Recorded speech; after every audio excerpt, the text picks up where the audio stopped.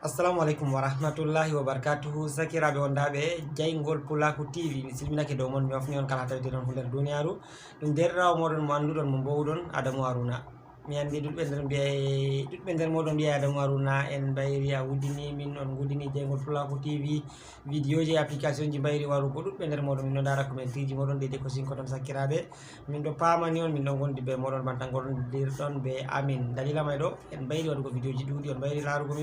min Adamou Haruna jaygol Pulaku TV, en on mbayri larugo Saleh Hassan. ɗuɗɓe nder moɗon ɗo jamto jamna on mbayri waɗugo vidéo ji ko larani application ji. ɗuɗɓe nder moɗon ɗon mbiya useni le min gaɗa ko habdugo ko nde gotel nder asaweere, min gaɗa ko waɗangon vidéo ji dow ko larani application ji. on mbi ɗum ɗon no walla on sosai, ɗum ɗon no walla on sosai, amma on giyan ɓawo ɓawo ɗo min mbayri waɗugo deydei vidéo ji man ɗo. sakiraɓe min ɗo kokka on muñal, min ɗo kokka on muñal e deydei min ɗon getta on bo deydei yi'ugo deydei no gondirno be amin. kala nde waɗi balle seɗɗa fu to on matayi min, on ƴewnay min, on ɗaɓɓitay min, on ƴama min noye jam on mbayri yigo deydei min gaɗi vidéo ji nayi ko nandi be majum. ngam mayɗo min gettiri on be maka sosai sakiraɓe, min ɗo sero be wondugo be moɗon. non sakiraɓe on giya min mbayri waɗugo vidéo ji banta on andi man ɗo ni wallahi ɗum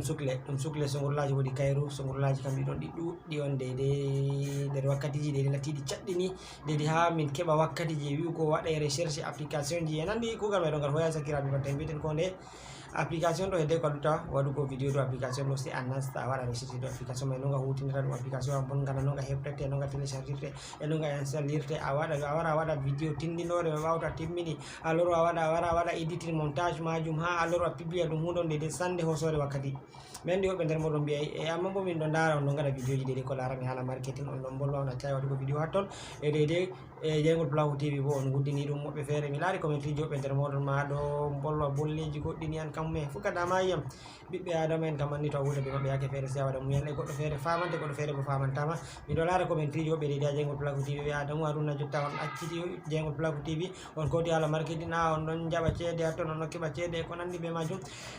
sakiraɓe andi kala ko goɗɗo watta fu moyjo fu ɓuran suklanago deydei ha heɓata, ha ɓuuri heɓugo bo. mi tan min pat meɗen no andi ka hanka kam sakiraɓe. to banni mayɗo alhamdulillahi min kabdi, min ɗon no gaɗana en vidéo ji deydei ko sali ɓe ɗo min gaɗani en deydei ko min gaɗi ko sali ɓe ma Allah barkiɗin e nonnon ɓe deydei ko min tammi waɗugo. min accayi waɗango en vidéo ji bo deydei ko larani hala application ji banta mbiɗon mayɗo min keɓi hala marketing, min ɗo keɓa ceedegal ton e banni min ɗo keɓa ceede hatton, dole min suklogal ton mayɗo ko moyjo fu to nda ha heɓata e nda babal ɗo bo kewal may koyngal woɗi ngal famdi, nayi dole sukloto ha ɓuuri heɓugo nder meɗen pat meɗen andi. onon ɓe hoore moɗon ma mbiya lalle Adamou Haruna to aɗa heɓa gal ton mayɗo ɓuura suklago gal ton, mais kono ta yejjutu min ngal jaygol Pulaku TV miɗo matina mi yejjitayi on. yawwa to ɗum jistake ɗum sukleji banta mi matino on andi Saleh Hassan bo min gondayi. Saleh Hassan ma oɗon nder jahale balɗe saliɗe min mbinon Saleh Hassan oɗon Nigéria, oɗon Lagos jotta bo miɗo matina on oɗon Niger. yawwa hanko ma o heɓayi o de'iti sakko ma ha o jooɗo o wiya o waɗana en vidéo ko recherche ɗo ko larani application ji e min man bo sungurlaji man ɗo ɗiɗo ɓuuri sembe. amma min ɗo ganno on albisiri to Allah mum yerdi nder wakkatiji kusitiɗɗi, to Allah mum yerdi min tammi ɗaɓɓutugo min gaɗa dabareji no min réglirini no min fuɗɗiti waɗango en vidéo ji deydei e application ji tindinoje ngai. mi laari tindinoje man ɗo ɗe pottana on, ɗuɗɓe nder moɗon mbi ɓawo ɗo on ngala keɓa vidéo ji meɗo ɗum ɗo tota yake feere téléphone ji bo no keɓa probléme, on keɓata deydei noon bo iniraɗi yake feere sai to jeehi on joɓi ceede nawɗe hedde ko gaɗon ɗum e nonnoon bo on bolwana min, ɗuɗɓe nder moɗon bolwana min giya min keɓata min jaɓu en bana nane no banni sakiraɓe nane ma duniyaru kam woni yake feere en andi ɗum ɗuuɗay. wakkati nane no koye puɗɗono waɗugo ɗum himɓe ɗuuɗayi,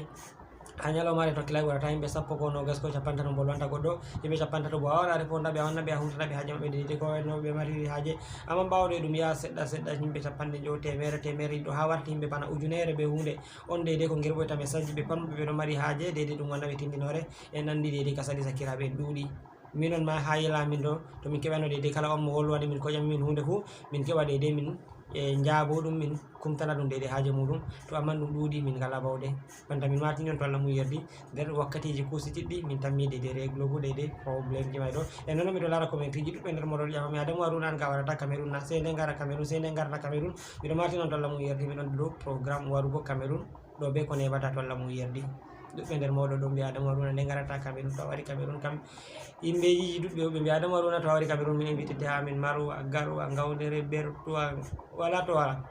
ngam ɗo miɗo wanna on albisiri to Allah mum yerdi sakiraɓe mi waɗi warugo Cameroun e to mi wari Cameroun deydei onon wiyay ɓe invita yam ha moɗon on pat moɗon to Allah muyi to ɗe inviti yam mi tammi warugo deydei ha nokkuje moɗon deydei gureji man pat ɗum deydei gureji meɗen kala ami e fu ɗum deydey ha am sakiraɓe ngam ɓeɗo mi to sero miɗo yettira on be maka yugo deydey noon no giɗiron kuuɗeji amin ni on ɗon mana on ɗon mbiya deydey kuuɗeji meɗo ɗi balli wallahi min fu miɗo sero be maka to on gejjitaki ko puɗɗunoɗen vidéo ji meɗo na banni ɗum wayi amma ɓe bawɗe jomirawo ɓe do'aji moɗon on gi deydey kuuɗeji meɗon no ɗi jeehiɗi yeeso ha min lori min créé chaine feere bo deydey ko larante haala marketing je janginta en ko hollititta en deydey no en ɗaɓɓitirta ceeɗe en ligne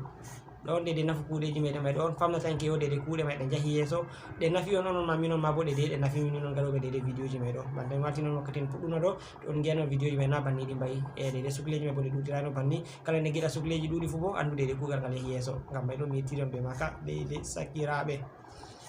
nder rawo moɗon Adamu Haruna banta mi matini on albisiji mi wonata on ni yeeso nder wakkatiji kuusiɗi ɗiɗi min tammi lortowago fuɗɗitugo waɗangon vidéo ji banta nonno mbowirnoɗen